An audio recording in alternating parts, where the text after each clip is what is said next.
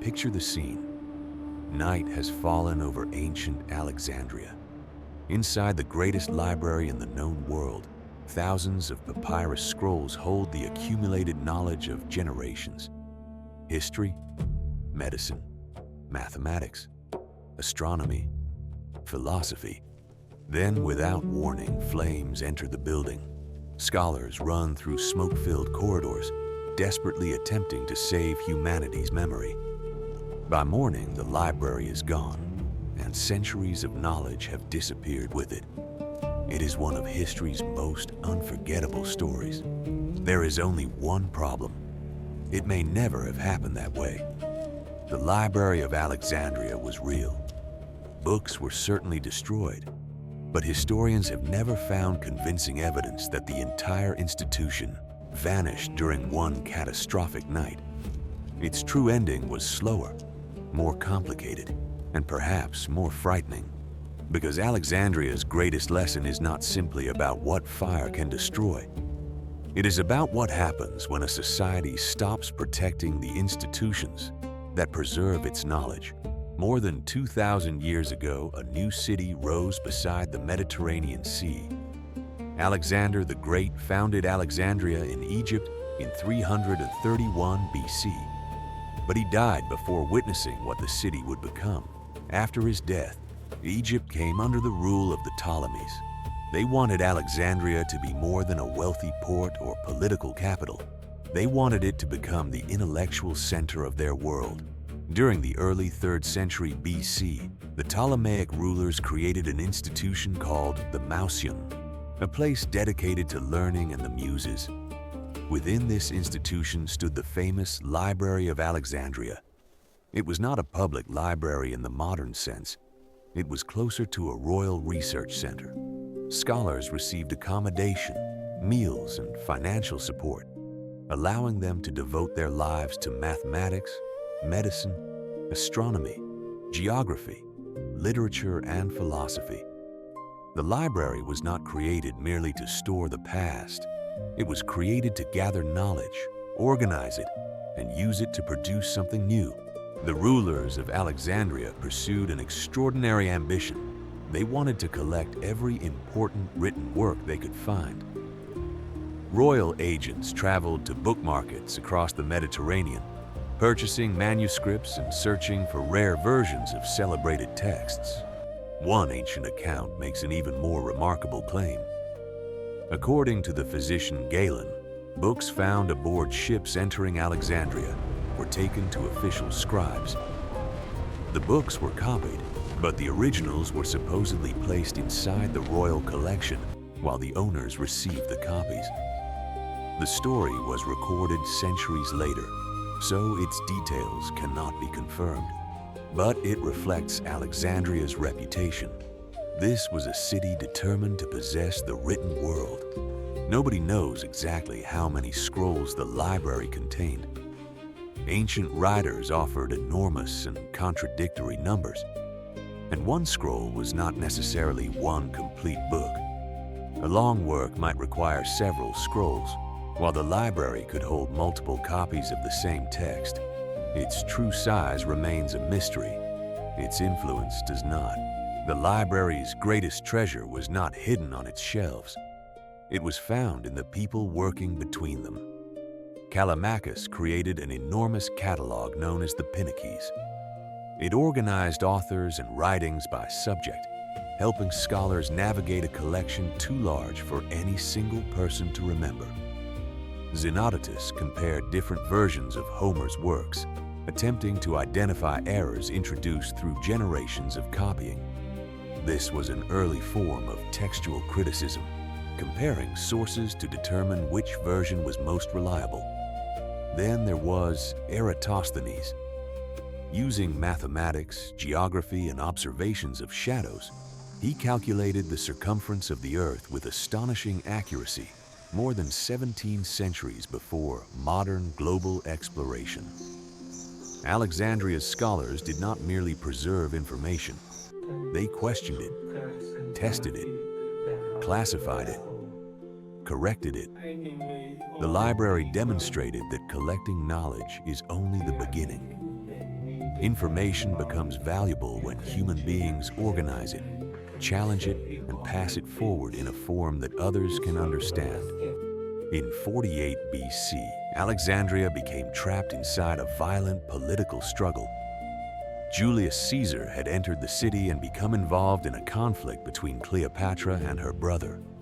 As fighting reached the harbor, Caesar ordered ships to be burned to prevent them from falling into enemy hands. The flames spread beyond the vessels. Books were destroyed. On that point, several ancient accounts agree. But they do not agree about where the books were stored, how many were lost, or whether the main library itself was consumed. Seneca later reported that 40,000 scrolls had burned. Plutarch claimed the fire destroyed the great library. Another historian, Cassius Dio, described storehouses containing valuable books near the harbor. Most importantly, Caesar's own account described burning the ships, but said nothing about destroying the library. Decades later, the geographer Strabo described the Mouseion as an active institution. This suggests that the library survived, continued in a reduced condition, or was rebuilt after the fire. Caesar's flames may have caused enormous damage, but they were probably not the final ending. The library's decline may have begun long before Caesar arrived. Royal support had once provided scholars with money, protection, and stability. But rulers changed. Political priorities shifted. Intellectuals were driven away, and Alexandria's scholarly community gradually lost its privileged position. Under Roman control, the city endured further unrest and warfare. During the 3rd century AD, fighting under Emperor Aurelian badly damaged Alexandria's royal district, the area where the original Mouseion had stood. A later siege under Emperor Diocletian brought more destruction. Then, in AD 391, the Serapeum, an important temple complex that may once have held a secondary book collection, was destroyed during religious conflict. We cannot confirm how many books remained there at that time. That uncertainty is central to the story. Alexandria did not leave us one clear moment when its library ceased to exist. Instead, we see weakened patronage, political violence, damaged buildings, disappearing collections, and broken traditions of scholarship. The greatest library in the ancient world may not have died in one spectacular fire. It may have been slowly abandoned. Centuries later, another story appeared. It claimed that after Arab forces captured Alexandria in AD 642, Caliph Umar ordered the city's remaining books to be burned. According to the legend, the scrolls were used to heat the city's bathhouses, but the account was written several centuries after the alleged event. There is no reliable contemporary evidence that the original library still existed when Arab forces entered Alexandria. Modern historians widely reject this story. By the 7th century, the Ptolemaic institution had already vanished from the historical record. The legend survives because people prefer a single villain, one ruler, one army, one fire. A single moment allows us to believe that knowledge disappears only when someone deliberately destroys it. But the historical evidence points toward a more uncomfortable possibility. Knowledge can disappear without one final destroyer. It can disappear slowly through neglect, instability, and the decision to stop supporting the people responsible for preserving it. So, what was really lost at Alexandria? We cannot produce a complete list. Some ancient writings disappeared. Others survived because copies had traveled to different cities, libraries, and private collections. Papyrus deteriorated. Manuscripts became damaged. Languages changed. Certain works were copied repeatedly, while others were ignored and eventually vanished. The library's disappearance did not erase ancient knowledge overnight, but something extraordinarily important was lost. Alexandria had created a system. It brought scholars together, paid them to conduct research, collected competing versions of important writings, organized enormous quantities of information, and created reliable texts for future generations. The library was therefore more than a building filled with scrolls. It was a living network of librarians, translators, teachers, researchers, and scribes. Buildings can be reconstructed. A damaged scroll can sometimes be recopied.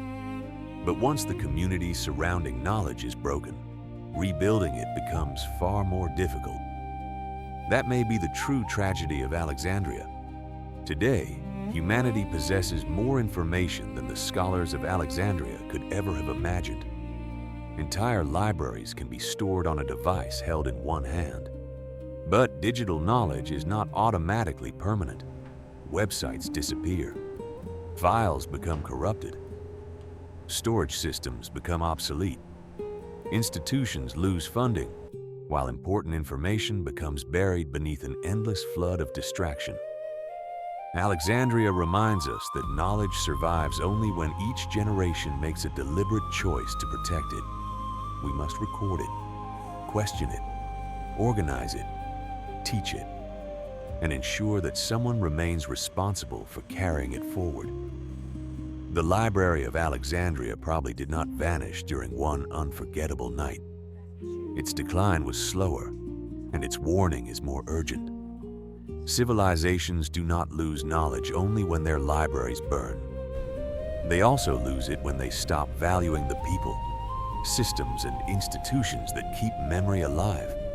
The greatest tragedy of Alexandria was not simply that knowledge was destroyed. It was that the world allowed the machinery of preservation to disappear.